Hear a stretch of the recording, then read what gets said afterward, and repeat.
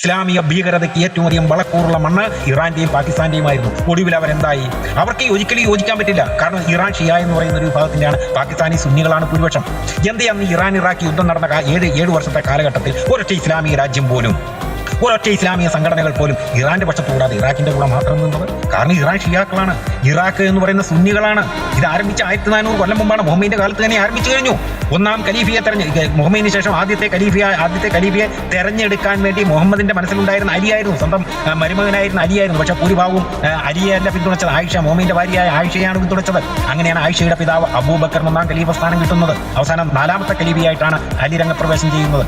അപ്പൊ അന്ന് തുടങ്ങിയതാണ് ഈ സുന്നി ഷിയ സംഘടന. അത് ഇന്നും ലോകത്ത് തുടർന്നുകൊണ്ടേയിരിക്കുകയാണ്. ഇസ്ലാമിക ഭീകരതയെ പാലൂട്ടി വളർത്തുന്ന രാജ്യങ്ങളെല്ലാം അനുഭവിച്ചേ പറ്റൂ, അനുഭവിക്കുക തന്നെ ചെയ്യും. കാരണം എന്താണ്? ഇസ്ലാം എന്ന് പറയുന്ന ഒരു പ്രകൃതി വിരുദ്ധ പ്രസ്ഥാനമാണ്, ഒരു മാനവികത വിരുദ്ധ പ്രസ്ഥാനമാണ്, ഒരു മനുഷ്യവിരുദ്ധ പ്രസ്ഥാനമാണ്, ഒരു സ്ത്രീ വിരുദ്ധ പ്രസ്ഥാനമാണ്.